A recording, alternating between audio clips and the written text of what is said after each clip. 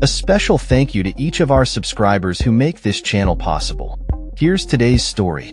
In a remarkable display of solidarity and activism, tens of thousands of Australians gathered on the Sydney Harbour Bridge on Sunday for the March for Humanity, despite facing torrential rain. This protest, which called for an immediate ceasefire in the ongoing conflict in Gaza, was authorized by the Supreme Court just one day prior, marking a significant moment in the ongoing discourse surrounding international humanitarian issues.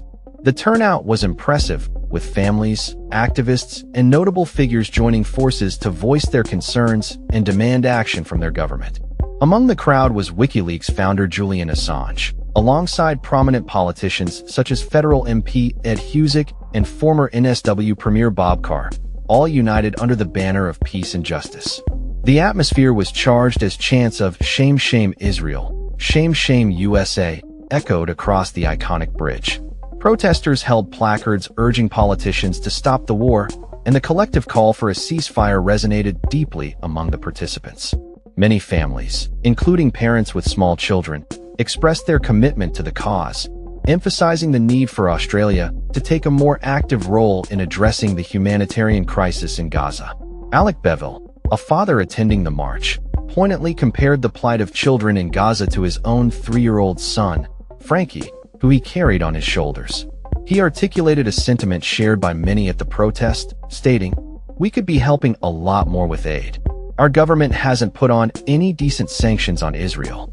Zara Williams, another participant with her baby Avery in a sling, echoed similar frustrations, insisting that Australia must not remain passive while an entire population faces forced starvation.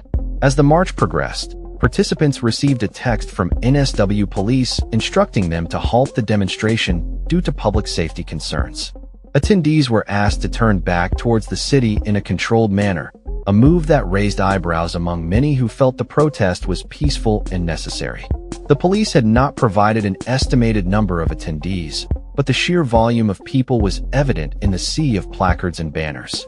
Transport for NSW issued warnings to motorists about major delays and disruptions throughout Sydney's road and public transport network, highlighting the significant impact of the protest on the city. The Palestine Action Group, the organizing body behind the march, had lodged a notice of intention for the event in response to what they termed the atrocity in Gaza. Initially, police had rejected the application due to concerns over traffic management and safety, but the Supreme Court's last-minute authorization allowed the protest to proceed. In a statement following the court's decision, NSW Premier Chris Minns expressed his concerns about the potential chaos the protest could cause in Sydney. However, the Supreme Court, led by Justice Belinda Rigg, ultimately sided with the organizers, recognizing the urgent need for a response to the humanitarian crisis. Justice Rigg noted that while safety concerns were valid, there was no evidence that prohibiting the march would enhance public safety. The decision to allow the protest to proceed was met with mixed reactions. The NSW Jewish Board of Deputies expressed disappointment at the Supreme Court's ruling, underscoring the complexities of the situation and the differing perspectives on the ongoing conflict. Meanwhile, Australia finds itself under increasing pressure to recognize Palestinian statehood, with countries like France, Canada, and the UK signaling their intentions to do so at the upcoming United Nations General Assembly. Prime Minister Anthony Albanese has stated that Australia will not be rushed into recognizing a Palestinian state, emphasizing the need for lasting security for Israel before any commitments are made. This stance reflects the delicate balance Australia must maintain in international relations, particularly in light of rising tensions and humanitarian concerns. In addition to the political implications of the protest, it coincided with an unusual weather event, as parts of New South Wales experienced the heaviest snowfall in 20 years.